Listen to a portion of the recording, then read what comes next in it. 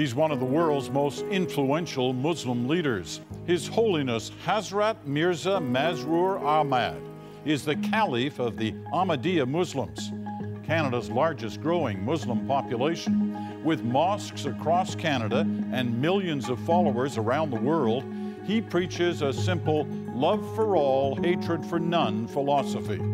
He's met with leaders around the globe to promote a more peaceful view of Muslims. This month, he's touring Canada to spread his message. We sat down in Toronto. It's been, as you know, 15 years since 9/11. Many attempts have been made to narrow the gulf between the Muslim world and the non-Muslim world. But at least in North America and in parts of Europe, that doesn't seem to have happened. Why do you think that is? This present situation flared up not after 9/11, in my view, after 2008 economic crisis. There you see number of people, especially youth, were made redundant from their jobs. They had nothing to do, was the cause of increasing their frustration. And then a new extremist group emerged, that is Daesh or ISIS. So they also tried to get benefit out of that frustration. Are we at a critical point inside the Muslim world? Yes, Muslim world is disturbed. And now that is spreading, it is going beyond to the West. When we see these tensions increase, we see people react in different ways. We've witnessed in the United States for the last 2 years an election campaign for a new president. We're literally only days away from that happening now. Yes. One of the candidates has advocated a total and full ban on all Muslims entering the United States. And occasionally he walks that back to a different position, but to at least extreme vetting of all Muslim. Donald J. Trump is calling for a total and complete shutdown of Muslims entering the United States until our country's representatives can figure out what the hell is going on. What does that say to you? You see, as far as we are concerned, we are true practicing Muslims. We do not believe in any extremism. As far as other Muslims are concerned, he says that he will put complete ban on them. Okay, he can put ban on them to stop Muslim groups. But what about those millions of Muslims living in his country? How will he behave with them?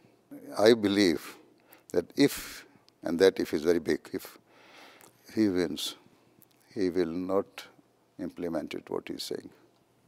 Is that not just wishful thinking, though? I mean, he speaks for millions of Americans who feel that way. Yes, even millions of Americans are not backing him in this regard. Right. But millions of others are. And we've reached a moment in our history where then there will be a chaos in the country. If he takes any measure, any step, any harsh step, or tries to deny the rights of the Muslims living in his country, then there is a conflict. And when there is a conflict, then again going to be a disturbance. Even with this, there is no big issue nowadays as such. It has not been implemented. But even then, every now and then you see Muslims are taking revenge. They are brutally killing without any reason. Even in America, it is not only Muslim. There, you can see there are so many mad people in the country who just enter inside the university or the school and they start firing on the students, innocent people. So in America, it is already happening. And there is no gun law, and if he tried to implement whatever he is saying, then I fear that there is going to be a big civil war. Civil war. Yes, of course, they will raise against the government, because now if government takes harsh measures just to try to deny all their rights in any way, there are so many hundreds of people, even, you see, to create any disturbance or nonsense, if single man can single-handedly do it. So they have to use sense. I don't think a president of America, if ever elected president of America, will take any measure which is senseless. You hope. This we are allied with His Holiness, a courageous champion of religious freedom and of peace. Ahmadis are renowned throughout the world for their devotion, peace, universal brotherhood, and the will of God.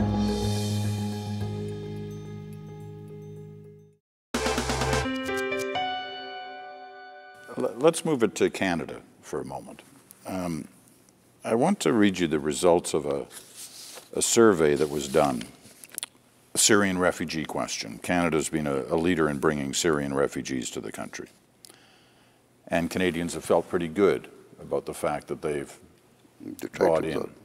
But the results of the national polling partnership between the CBC, that's my network, and the Angus Reid Institute, 68% of Canadian respondents said minorities should be doing more to fit in with mainstream society instead of keeping their own customs and languages. Now, interestingly, same poll in the States, only 53% of Americans said that.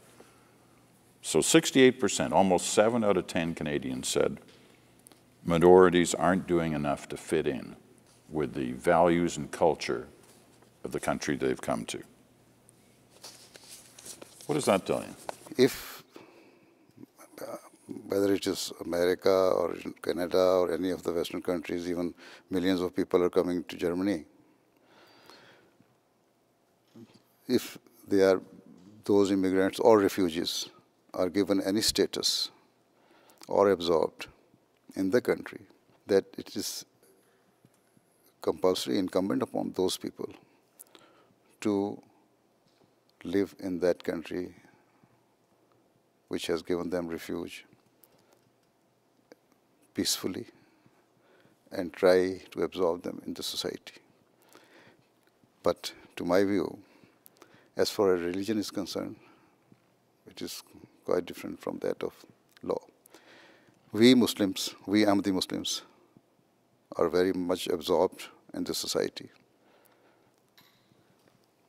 And we believe that, even it is the saying of the Prophet of Islam, that the love of your country is part of your faith. And it means once you enter in the country, when you get all the necessary benefits, you get the citizenship of that country, then you have to do your level best with all your capabilities and faculties for the betterment of the country. Let me pick up on that point a little bit, because you've been critical of some Muslim mosques in Britain, and therefore I assume you think beyond just Britain on this issue. But you've been critical of the fact that in some cases imams have allowed radical thought and organization to take place in their mosques, that they haven't been strong enough on that issue. You see, if imams are behaving in such a way, I said to the British press and other European press that if they think that imams are playing their role in radicalizing the people, Muslim youth or anybody. If they have, or that they have? They have. Not all. No, not all. Those who are. Mm-hmm. See, even if they are not, even then they should be monitored. What does monitoring mean? Monitoring means when they are delivering sermon, they should be monitored at every sermon. If they are not publicly saying that one, then at least it is the duty of the agencies and the government to keep vigilant eye on them. So allowing security inside. Security and vigilance, that's what they are doing. It is not spying. Some would see it as spying, yes, no? Somewhat, this is why I use this word, because you cannot put the life of the nation at stake because of just some few people. People say that we should integrate. Those who are coming, Muslims should integrate in our Western society. Yes, of course not. It's not matter of only society. To me, integration is you have to be law-abiding. You have to work for the betterment of your nation and country. This is integration. And never do even think ill of your country in any case. As far as religion is concerned, the government should also give freedom to all the people who practice any religion. A Muslim should be free to hold his or practice his religious teachings. And even if you think that to go to the club or to go to a bar and drink alcohol is part of integrity, to me it is not. If you say to shake hand with the women is the part of integrity, to me it is not. Even once a lady journalist asked me in Sweden that you do not shake hand with ladies. How can you absorb yourself in the society? So I said, to me, shaking hand is not the only thing or that can help the country or just that can justify my being the honest to the country. Well, seeing as you've raised that question, because as you know, it is a question that many non-Muslims in North America especially ask about the relationship between men and women, the way women are seen inside mosques. Let me show you a picture just from last weekend that would seem to some. This was here at one of your services. Yes. And there are hundreds, if not thousands, of people in this room. Here, and none of them is a woman. There are no women. Yes, but if you go to the other hall, thousands of women are sitting there, and even I myself delivered direct lectures to them in their hall. But they're in different halls. They are in different halls. This segregation is, you call it segregation, right? Well, you're calling it that. I'm calling it, but this is the word used by the Western people. I'm using your word. Okay. Right? But to some people, that's just not acceptable. Do not accept.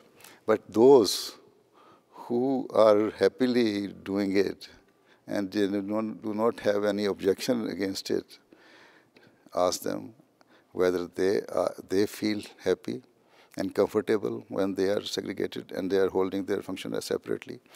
When they are sitting, they are not being kept there as your prisoners.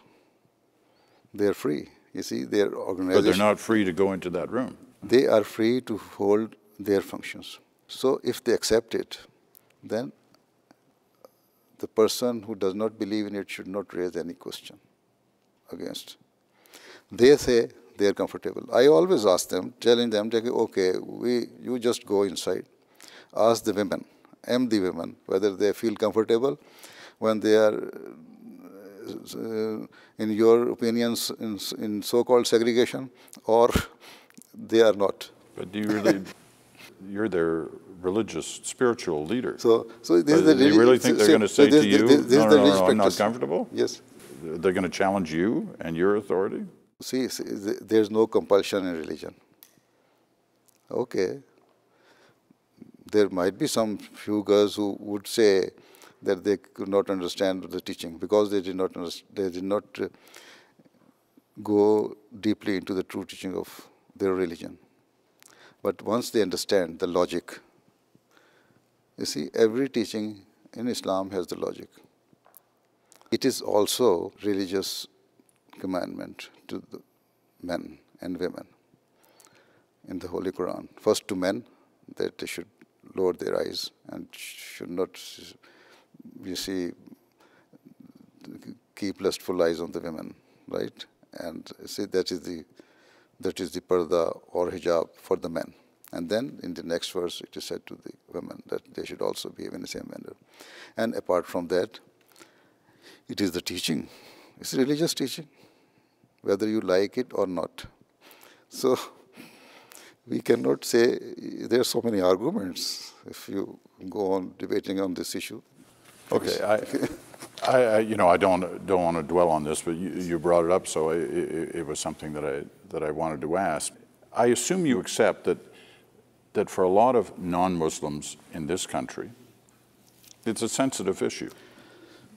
The relationship between men and women, yes, and how they're seen as equals on everything. You know, we now have a government where the cabinet is 50-50. Mm-hmm.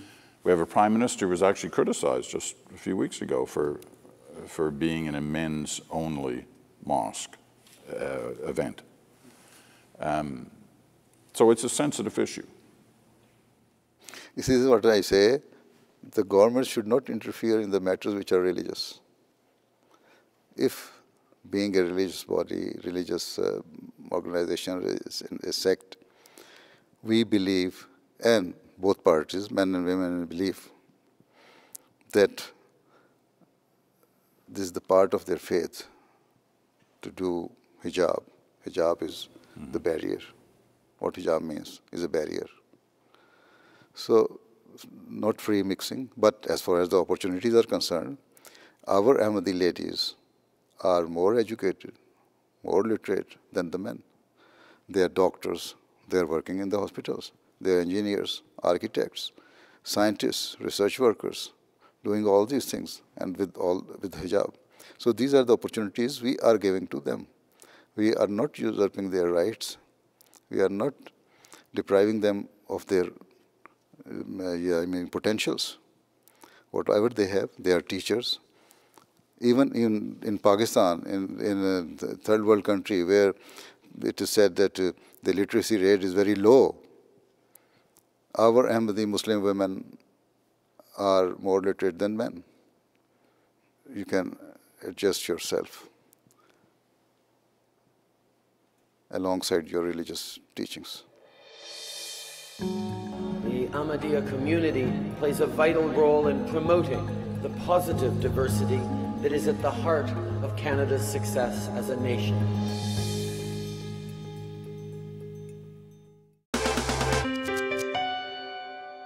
I want to just get your thoughts for a moment about Canada. You visited before, you're spending a significant amount of time here right now. You have mosques from Newfoundland to Victoria, British Columbia. When you travel in Canada or when you think of Canada, what are you sensing about this country? You see, as far as the worldly thinking is concerned, Canada is developing. Canadians are always very loving people. As far as with regards to our community is concerned, we are also growing here. And even not the old mosques, we have started building some new mosques there. And the number is increasing not only because of the immigrants, those who are coming from Pakistan. Now there's some refugees came from Syria to Canada. They are Ahmadis. Besides that, even some of the Canadians have also accepted the message of Islam. Our work is missionary work. And religious communities do not develop in a short period of time or overnight. It takes years. So we are hopeful we shall spread the message of true Islam to Canada and all across the world. If our message is good, acceptable to the people, they will accept it, and we shall grow here as well. And I am hopeful. Do you see Canada as a tolerant nation? Quite right, because multinational a multi-ethnic nation. So this is why you have to be tolerant. Right? Because it's a constant challenge. Yes. Can we do a better job in the world of trying to ease that relationship between the two worlds that we've talked of throughout here, the Muslim world and the non-Muslim world? Is there a role for Canada in that? Yes, you see, Canada has a role in United Nations. Canada has a role in G8, right? So you should make them realize that we should be honest to the people, to the nations. Every small nation, even quite a number of small nations, have nuclear weapons. So you should play, the government should play their role to let the world understand and give them the sense that they should realize, why do we want to leave a legacy behind us of crippled children and destroyed world? You paint an awfully bleak picture. It is not bleak, because it is a reality. I remember once I delivered an address in Los Angeles in a reception. One of the senators was present there. He said, I agree with so many of your things, but the picture you are painting is so bleak that I don't think that nuclear war and this and that can happen. So just last year he sent me the message, you were right. Right. I really appreciate the time you've spent with us. Thank you very much. Thank you.